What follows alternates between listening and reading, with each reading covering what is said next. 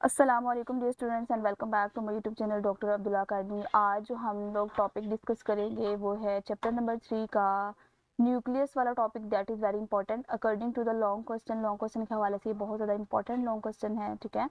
तो आप लोगों ने इसको बहुत अच्छे तरीके से समझना है। मैं आप लोगों को इस वीडियो के अंदर बहुत अच्छी तरीके से इसके related each and everything with the visual images के साथ आप लोगों को समझाऊंगी, ताकि आप लोगों के सारे concepts according to the end related to the nucleus आप लोगों के क्लियर हो जाएं, ठीक है। तो इसका सबसे पहले अगर हम इंट्रोडक्शन देखें या मैं अगर आपको समझाऊं इसका कॉन्सेप्ट, तो ज़रा आप लोग इमेजिन करें कि जैसे एक बहुत बड़ा शहर है, ठीक है, और उस शहर में हज़ारों काम हो रहे हैं, ठीक है।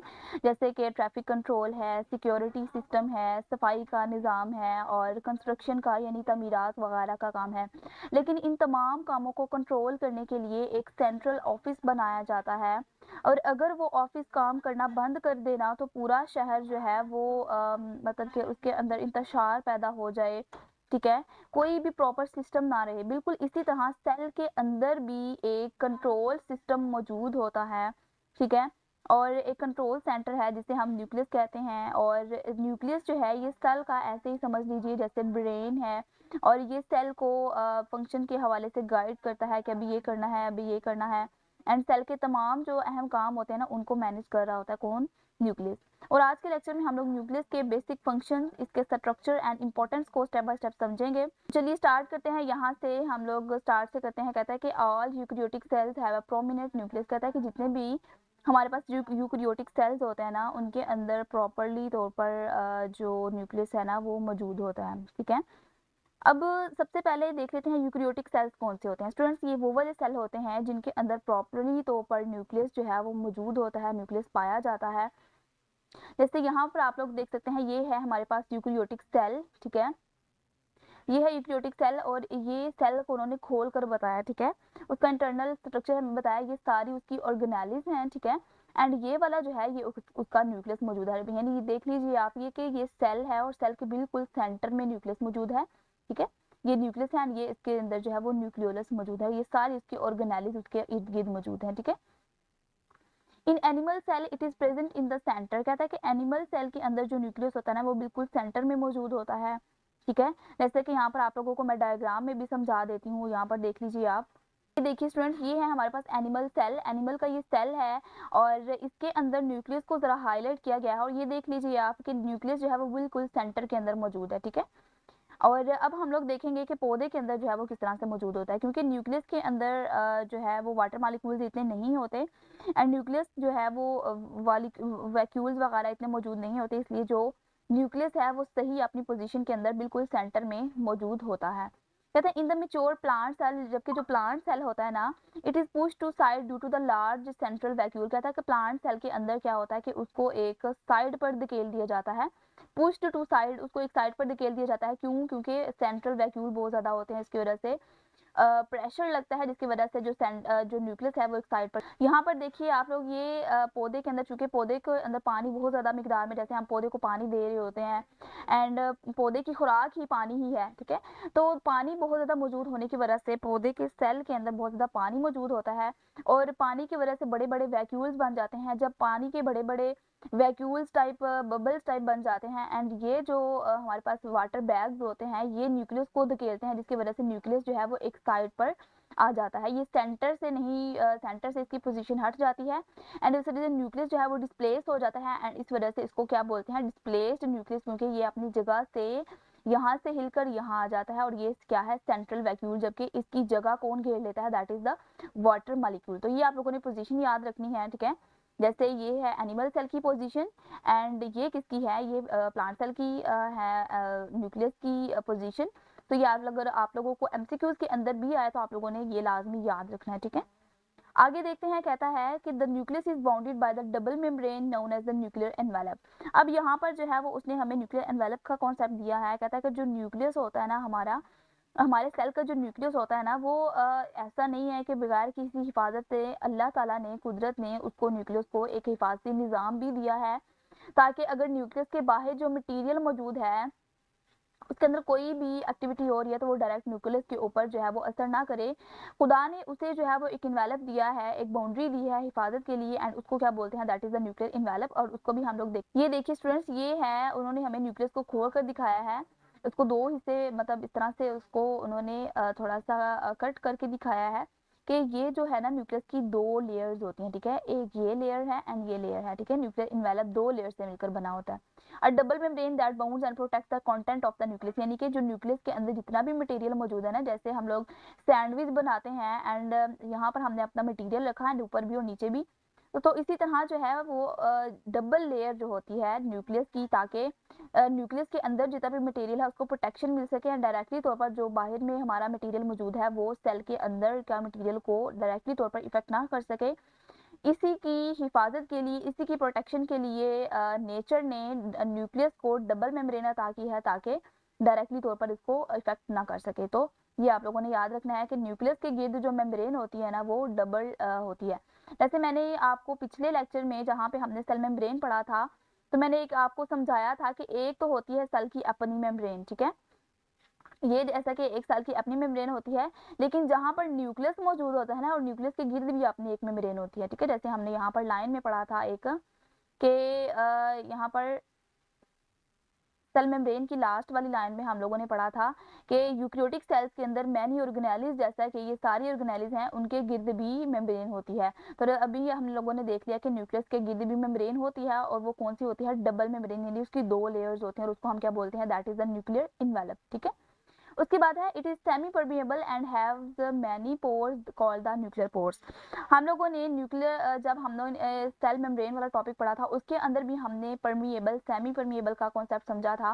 सेमी परमिएबल स्टूडेंट्स वो चीज़ होती है, ये एक ऐसा कॉन्सेप्ट है जो कि जो हर एक मटेरियल को अंदर जाने की परमिशन नहीं देती, बल्कि ये चेक करके एंड ये सेंस करके ये देखती है, जो ये मेम्ब्रेन होती है ये देखती है कि कौन सा ऐसा मटेरियल है जो कि सेल के अंदर आना चाहिए, न्यूक्लियस के अंदर आना चाहिए, एंड कौन सा ऐसा मटेरियल है जो कि न्यूक्लियस से बाहर जाना चाहिए। तो ये बहुत ज़्यादा सेंसिटिव और परमिएबल होती है, यानी चीज़ों को छांट कर, चीज़ों को चेक करके, चीज़ों को देख कर फिर भी अंदर बाहर आने की जो है वो परमिशन देती है, उसकी ट्रांसपोर्ट को मुमकिन बनाती है। एंड दूसरी चीज़ यहाँ पर बताई जा रही है, it has many small pores, इसके अंदर बहुत ज़्यादा छोटे छोटे पोर्स होते हैं, ठीक है।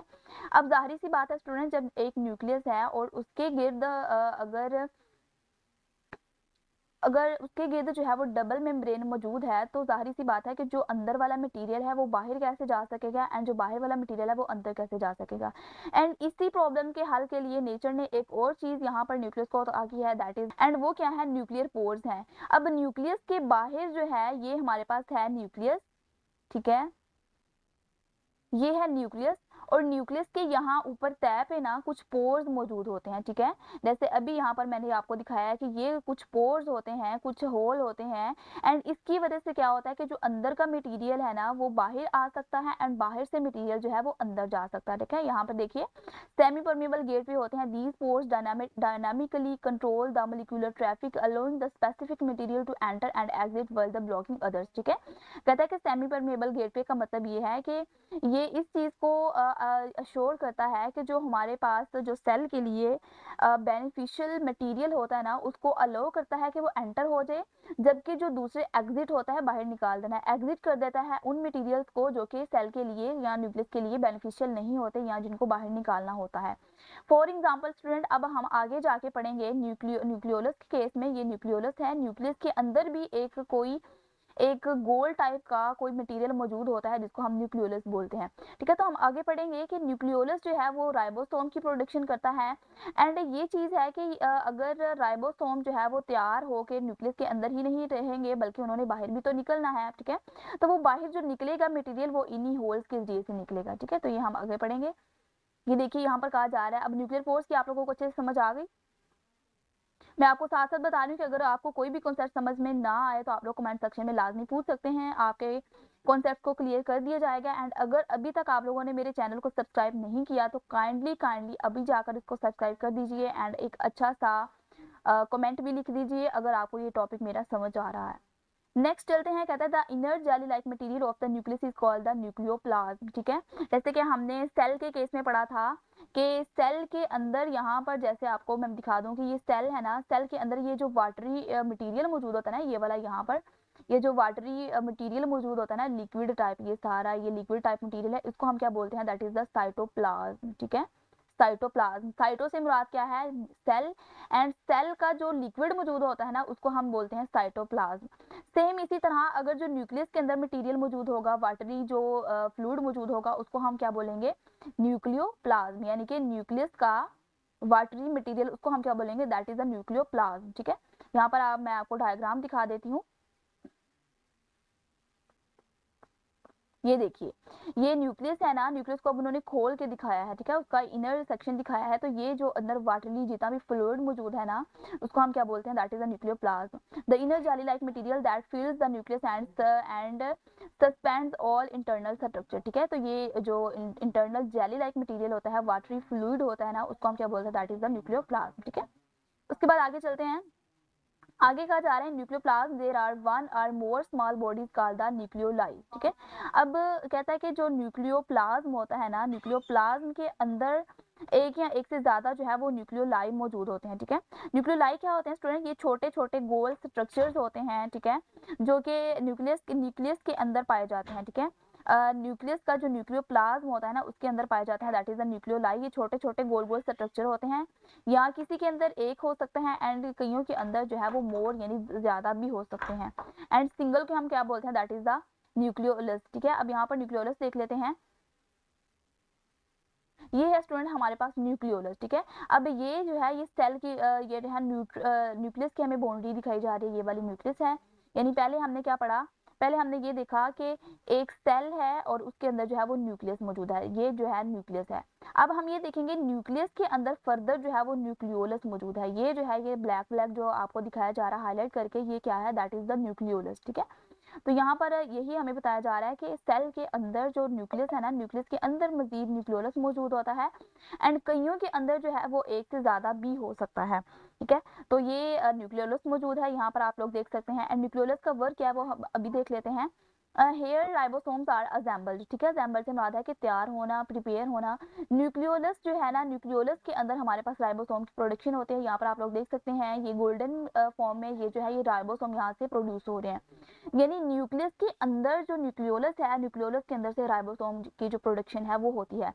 अब राइबोसोम्स क्या होते हैं, राइबोसोम स्टूडेंट्स ऐसे छोटे छोटे मटेरियल्स होते हैं जिन्होंने बाद में इन्हीं पोर्स के अंदर से एक्सक्रीट करके सेल के बाहर आना होता है, एंड यहाँ पर आके सेल के अंदर आके अब यहाँ पर जब आएंगे ना, ये जब न्यूक्लियस से निकल कर बाहर आएंगे तो यहाँ पर आके ये गोल्गी एपरेटस के साथ मिलेंगे, एंड यहाँ पर ये जो है ये प्रोटीन की प्रोडक्शन कर देंगे। ठीक है, तो सेल का जो बेसिक फंक्शन क्या होता है कि प्रोटीन को तैयार करना, यानी कि हमारी बॉडी को एनर्जी देना। एनर्जी तभी मिलेगी ना जब प्रोटीन बनेगी। तो मतलब क्या है कि आप लोग समझने की कोशिश कीजिए कि सेल है, सेल के अंदर न्यूक्लियस है, न्यूक्लियस के अंदर फर्दर न्यूक्लियोलस है, एंड न्यूक्लियोलस राइबोसोम की प्रोडक्शन करता है, एंड वो पोर्स के जरिए जब इन राइबोसोम्स को बाहर निकालेगा सेल के बाहर, तो यहाँ पर इसके अंदर गोल्गी एपरेटस के साथ आकर मिलेगा, एंड वहां से जो है वो इसकी छोटी छोटी थैलियां बना दी जाएंगी प्रोटीन की, एंड वो प्रोटीन जो है वो पूरे सेल को जो है वो एनर्जी देती है, एंड इसकी वजह से हमारी बॉडी को जो है वो एनर्जी मिल सकती है। ठीक है, तो ये कॉन्सेप्ट आई होप कि आप लोगों को बहुत अच्छे तरीके से समझ आ गया होगा। आगे चलते हैं, यानी कि यहाँ पे राइबोसोम बनते हैं। Nucleoplasm contains fine thread like material known as the chromatin. कहता है कि अब न्यूक्लियोप्लाज्म के अंदर सिर्फ न्यूक्लियोलाई ही मौजूद नहीं होती, बल्कि इसके अंदर थ्रेड लाइक यानी धागे की तरह के कुछ मटेरियल भी मौजूद होते हैं जिनको हम क्रोमैटिन बोलते हैं। ये देखिए स्टूडेंट्स, ये क्रोमैटिन है, यानी कि जो हमारे पास न्यूक्लियस का फ्लूइड मटेरियल मौजूद है ना, जो न्यूक्लियर का वाटरी मटेरियल ये वाला मटेरियल मौजूद है ना, उसके अंदर कहता है कि क्रोमैटिन भी मौजूद होता है। अब क्रोमैटिन क्या होता है, क्रोमैटिन जो है ये एक ऐसा मटेरियल होता है जो कि जेनेटिक इंफॉर्मेशन को, जेनेटिक जिंदगी की जितनी भी जेनेटिक इंफॉर्मेशन होती है उसको कंट्रोल करता है। यानी जीन से क्या मुराद है, आंखें कैसी होंगी, नाक कैसा होगा, कान कैसा होगा, तो ये सारी चीजें जो है ये हर सेल के अंदर जो न्यूक्लियस है, न्यूक्लियस का जो न्यूक्लियोप्लाज्म है ना, न्यूक्लियोप्लाज्म के अंदर ये थ्रेड लाइक यानी ये जैसे थ्रेड आपको नजर आ रहा है, थ्रेड लाइक जो है कुछ मटेरियल्स मौजूद होते हैं जिनको हम क्या बोलते हैं, that is the chromatin material. And इसके अंदर जो है वो डीएनए हमारा मौजूद होता है। कहता है ना कि अगर हर एक का डीएनए डिफरेंट होता है। अब जो पेरेंट्स का डीएनए जो है वो चिल्ड्रन के साथ मिल रहा होता है, उनके जो बच्चे होते हैं उनके साथ मैच हो रहा होता है।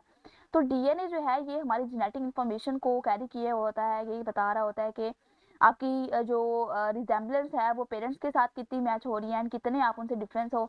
तो ये सारी जो इन्फॉर्मेशन होती है ना लाइफ को, वो डीएनए कैरी किया होता है। और डीएनए कहाँ पर मौजूद होता है, that is in present in the nucleus. ठीक है, तो आप लोगों ने ये याद रखना है।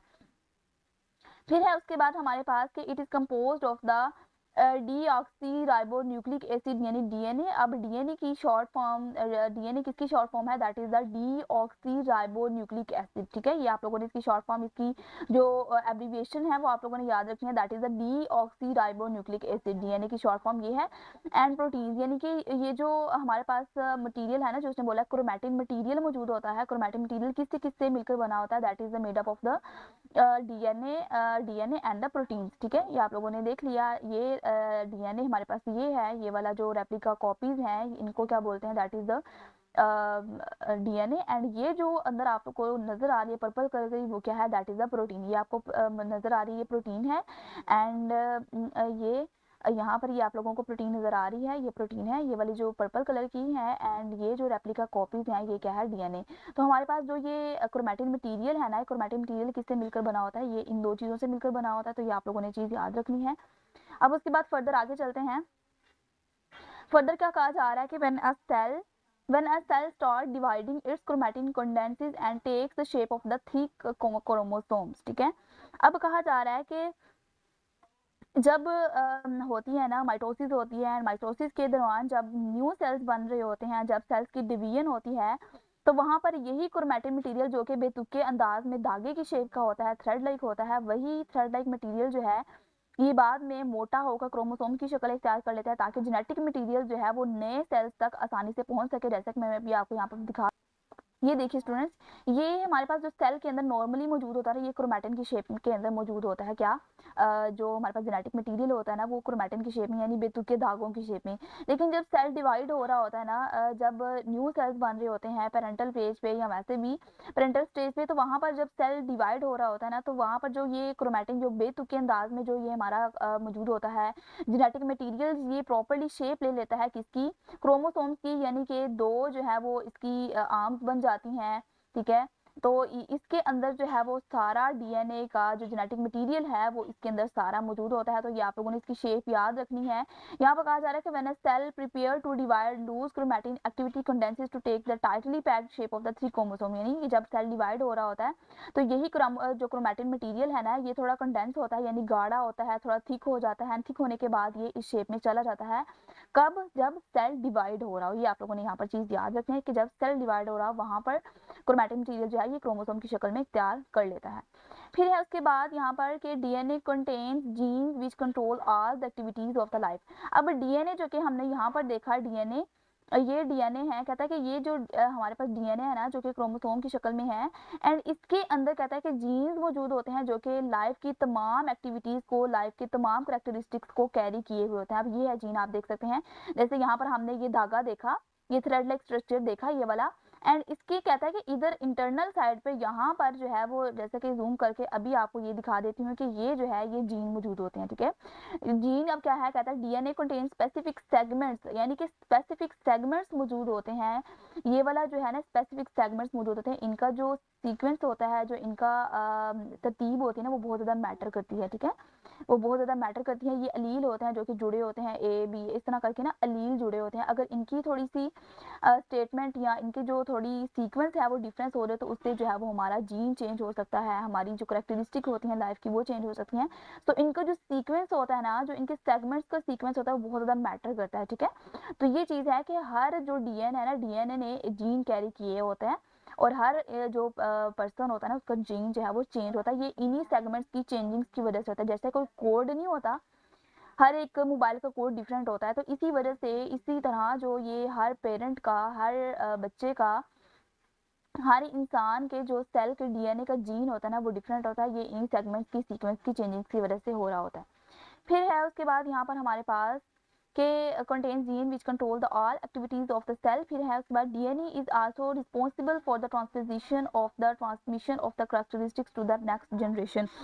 कहता है कि अब ये जो DNA है ना, DNA का काम ये भी होता है, ये एक तो ये करेक्टरिस्टिक लाइफ की जितनी भी एक्टिविटीज हैं उनको कंट्रोल कर रहा होता है, ठीक है।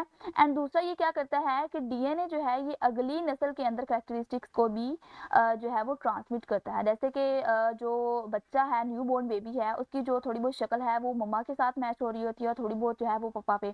तो इस तरह हम कह रहे होते हैं ना कि ये बच्चा माँ पे गया है या बाप पे गया है। इसकी आंखें जो है वो तो माँ पे है, लेकिन जो ठोड़ी और नाक है ना वो बाप पे गया है। तो ये इसी वजह से हो रहा होता है कि जब जो न्यू बोर्न बेबी होता है, जब उसके अंदर सेल की डिवीजन हो रही होती है, तो जो पेरेंट के अंदर से जो जीन का थोड़ा बहुत हिस्सा है ना वो थोड़ा सा माँ की तरफ से आता है, थोड़ा सा बाप की तरफ आता है, तो उसके अंदर दोनों की करेक्टरिस्टिक्स जो है वो पाई जाती हैं। तो ये यहाँ पे बताया जा रहा है कि जो जितनी भी करेक्टरिस्टिक है ना वो नेक्स्ट जनरेशन में जो है वो मूव कर जाती हैं, ठीक है।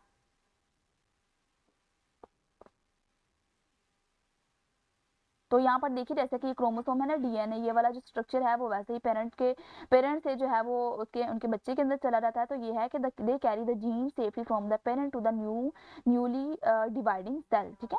तो ये न्यूली डिवाइड जो सेल होता है इसके अंदर ये ट्रांसमिट हो जाता है। फिर है that's why it is called the hereditary material. इसी वजह से इसको हेरिडिटरी मटेरियल भी कहा जाता है। हेरिडिटरी वो कहते हैं जो कि विरासत में, यानी एक नस्ल से दूसरी नस्ल में जाए। तो इसीलिए ये जो डीएनए होता है ना, इसको हम हेरिडिटरी मटेरियल भी कहते हैं, ठीक है। हेरिडिटरी मटेरियल भी कह रहे होते हैं। तो यहाँ पर जैसे आप लोग देख सकते हैं हेरिडिटरी मटेरियल को, तो ये जो है ये हेरिडिटरी मटेरियल है क्योंकि ये कंट्रोल कर रहा होता है अगली जनरेशन को। एंड उसके अंदर जो है वो थोड़ी बहुत जो करेक्टरिस्टिक्स होती हैं, transmission of genetic characteristics to the next generation. ये जो क्रोमोसोम्स होते हैं ना, जैसा कि अभी आपको नजर आ रहे होंगे, ये अंदर ये वाला जो स्ट्रक्चर है ये अगली नस्ल के अंदर, ये जैसे कि नस्ल के अंदर मुंतकिल हो रहे हैं, नस्ल के अंदर ट्रांसमिट हो रहे हैं। तो ये हेरिडिटरी मटीरियल होता है। Because it holds the hereditary material and direct all production the nucleus serves as the ultimate command centre of the cell, ठीक है। तो ये अगली नस्ल के अंदर जो है ये उनका कंट्रोल सेंटर है, उनको भी थोड़ी बहुत इस तरह से कमांड दे रहा होता है कि उनका डीएनए इस तरह से या इस तरह से होना चाहिए, ठीक है। फिर है उसके बाद हमारे पास यहाँ पर कि the prokaryotic cells do not contain a prominent nucleus. अब यहाँ पर कहा जा रहा है कि जो प्रोकैरियोटिक सेल्स होते हैं ना, यहाँ पर हमने देखा कि ये तमाम करेक्टरिस्टिक्स किन के अंदर पाई जाएंगी, that is in the present in the eukaryotic cell, यानी ऐसे सेल जिनके अंदर न्यूक्लियस पाया जाता है उनके अंदर ये सारी करेक्टरिस्टिक्स मौजूद होंगी, ठीक है। लेकिन प्रोकैरियोटिक सेल्स ऐसे सेल्स हैं जैसे कि बैक्टीरिया वगैरह, वो ऐसे सेल्स होते हैं जिनके अंदर तो न्यूक्लियस ही मौजूद नहीं होता, ठीक है। वो न्यूक्लियस के बगैर न्यूक्लियस लेस सेल्स होते हैं, उनके अंदर न्यूक्लियस ही मौजूद नहीं होता, ठीक है। अब यहाँ से यहाँ तक पैराग्राफ, यहाँ से यहाँ तक सारा यूकैरियोटिक सेल का पैराग्राफ था। एंड यहाँ पर उसने अब प्रोकैरियोटिक का थोड़ा सा डिफरेंस बता दिया कि उनके अंदर तो सेल न्यूक्लियस ही मौजूद नहीं होता। There chromosomes is made of the nucleus only and floats in the cytoplasm. अब क्वेश्चन ये पैदा होता है कि जब इनके अंदर न्यूक्लियस नहीं होता तो इनका जो जेनेटिक मटीरियल होता है, जो इनके डीएनए वगैरह होते हैं, वो कहाँ पर मौजूद होते हैं, क्योंकि डीएनए तो बगैर तो सेल ही बेकार है, डीएनए के बगैर तो सेल ही वजूद में नहीं आ सकता, ठीक है। डीएनए तो हर एक बॉडी के अंदर मौजूद होगा ना। तो यहाँ पर कहा जा रहा है कि उनके अंदर क्रोमोसोम्स तो होता है, लेकिन वो वैसे ही साइटोप्लाज्म के अंदर फ्लोट कर रहा होता है, घूम रहा होता है कभी इधर कभी इधर, उसका प्रॉपर कोई स्ट्रक्चर नहीं होता, प्रॉपर उसकी कोई प्लेस नहीं होती, ठीक है। वो वैसे ही सेल के अंदर जो है वो मौजूद होता है, ठीक है। तो ये आप लोगों ने चीज़ याद रखनी है। यही था आज का हमारा लेक्चर। आई होप कि आप लोगों को इसके रिलेटेड रीच एंड एवरीथिंग समझ आ गई होगी। फिर भी आप लोगों की कोई क्वेरी हुई तो आप लोग लाजमी कमेंट सेक्शन में पूछेगा। एंड अभी तक अगर आप लोगों ने मेरे चैनल को सब्सक्राइब नहीं किया तो काइंडली इसको अभी जाकर सब्सक्राइब कीजिए। तब तक के लिए अपना ख्याल रखिए। अल्लाह हाफिज़। Thanks for watching.